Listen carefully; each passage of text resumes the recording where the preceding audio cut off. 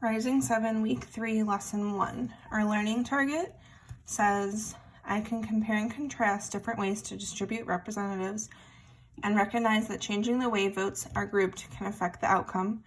Critique whether a method for distributing representatives is fair. And I can suggest a method for distributing representatives and justify why it is fair. So for 6.1, it says, computers for kids. A program gives computers to families with school-age children. They have a certain number of computers to distribute fairly between several families. How many computers should each family get? So number 1 month, the program has 8 computers. The families have these number of school-aged children, 4, 2, 6, 2, 2. So like one family has 4 kids, one family has 2 kids, one family has 6, 2, and then 2.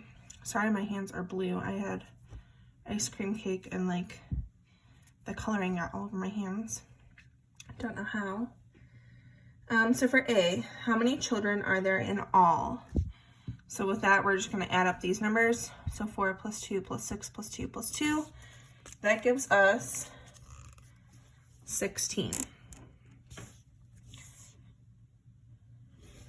Counting all the children in all the families, how many children would use each computer? This is the number of children per computer. Call this number A. So what they're saying is, if there's 16 if there's 16 children and 8 computers, how many children for each computer? So you do 16 divided by 8, which is 2. So for this one, it's 2. And then fill in the third column of the table. Decide how many computers to give each family if we use A, which is 2, as the basis for distributing the computers. So every 2 children get 1 computer. So for this family, the Baum family, they have 4 children. So 2 children for 1 computer, but they have 4. So 2, 4, that's 2 computers. The Chu family has 2 children. 2 children per computer, so 1 computer for them. The Villa family has 6. So we're going to go 2, 4, 6. So that's 3. Eno family has 2. We already said 2 up here gets 1 computer, so they get 1. And then I don't even know how to say that. I don't know. They have 2 children. They get 1 computer. And then it says, check that 8 computers have been given out in all. So we have 2, 3, 4, 5, 6, 7, 8 computers. So that's good. All right. So then we can go to the next part. It says, the next month, they again have 8 computers. There are different families with these numbers of children. 3, 1, 2, 5, 1, and 8. How many children are there in all? So when you add up all of these children, you get 8, 9, 10, 20 children. Okay. Counting all the children in all the families, how many children would use each computer? This is the number of children per computer. So what I did was I took 20 divided by 8, and I got 2.5. So you can't really have part of a child, but number-wise, if you wanted to evenly split 8 computers among 20 children, it would be 2.5, even though that's not really possible. Does it make sense that B is not a whole number? Why? So again, I just said no, because you can't have a half of a child.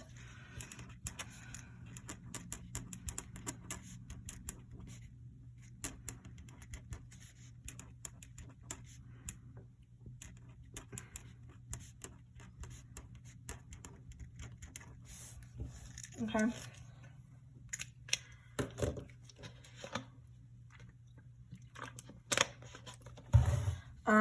For D, fill in the third column of the table. Decide how many computers to give to each family if we used B as the basis for distributing the computers.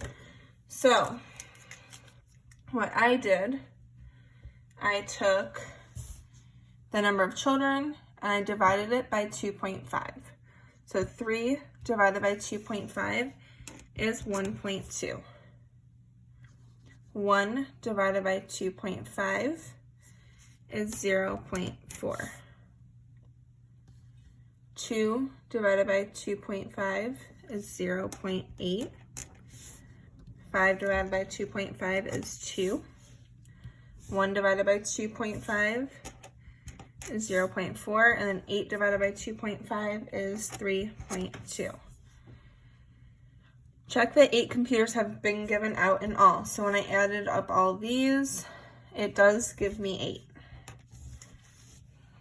8. You can add them up if you would like, if you don't believe me, but it does equal 8.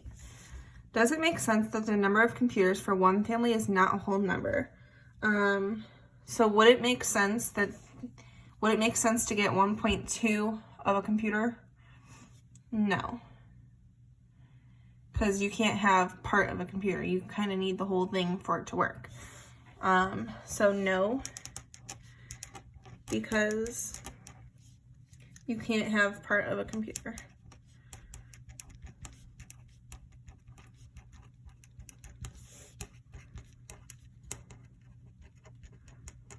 You kind of need the whole computer for it to work. All right, let me try and move this up so you can see the whole thing. All right, find and describe a way to distribute computers to the family so that each family gets a whole number of computers. Fill in the fourth column of the table. So for this one, so we still only have 8 computers. So what I was thinking that I think would be fair for this situation and to evenly split 8 computers up, I was thinking that if a family has, I was going to do 1 computer for 4 children, okay? So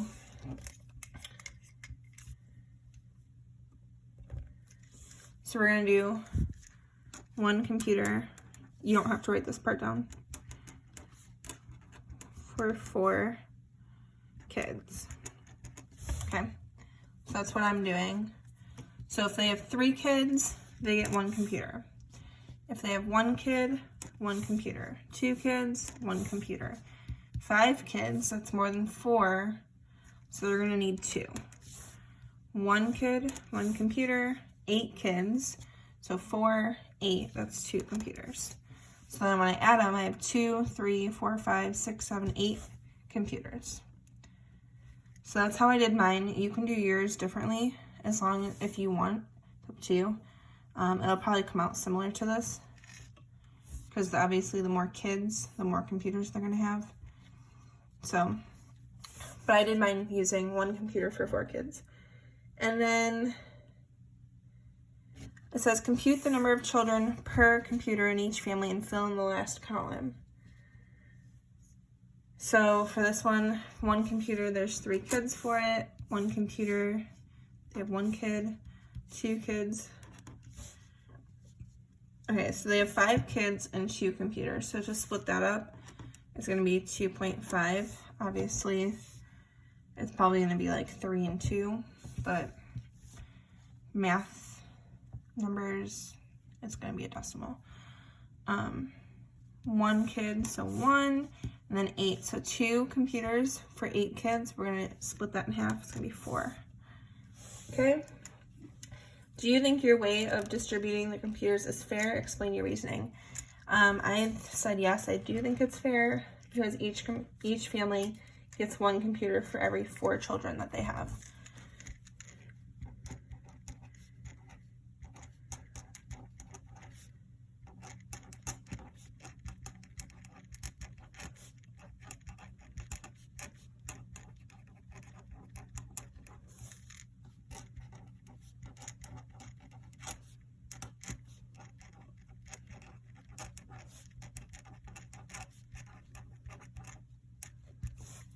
Okay.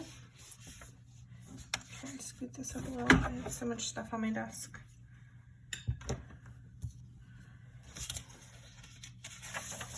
All right. Make sure you are doing your 30 minutes of IXL. I'm gonna write that up here on the top.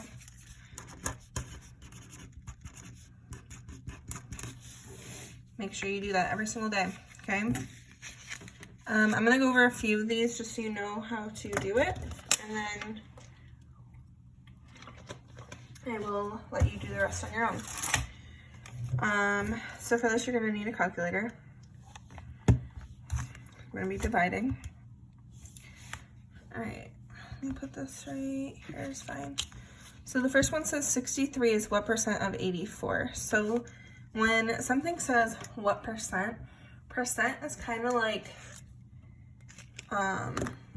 when you're saying 63 is what percent of 84, that's kind of like saying 63 divided by 84, because we're going to be dividing. You're finding like a part of, which again is dividing. So 63 divided by 84, I get 0.75. We want the percent, so I'm going to multiply by 100, and it gives me 75. You can either multiply by 100 or just move that decimal over 2 places. Sometimes it's easier to just multiply by 100. So this one is 75%. Okay. The next one, we have 222 divided by 148. I got 1.5. Again, you're going to move your decimal 2 places over or multiply by 100. I got 150. So it's going to be 150%. I'll do one more.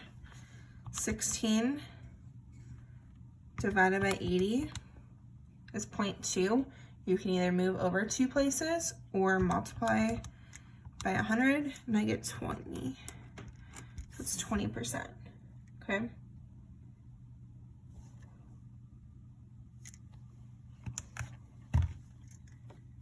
All right, and then the other thing I was going to put on here, just so you can check if you're doing it right,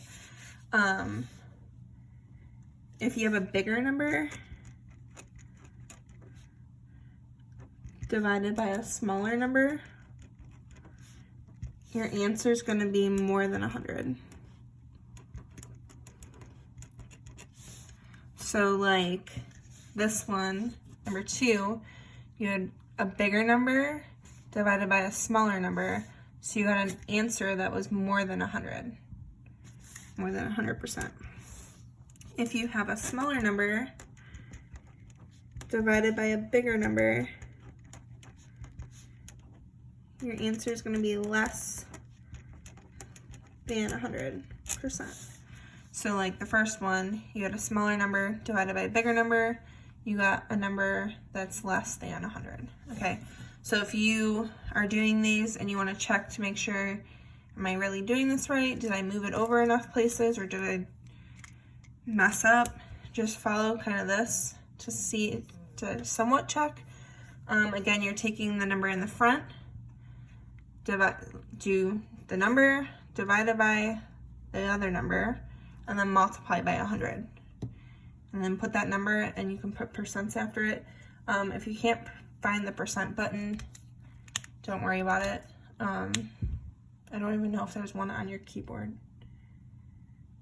There should be, I think.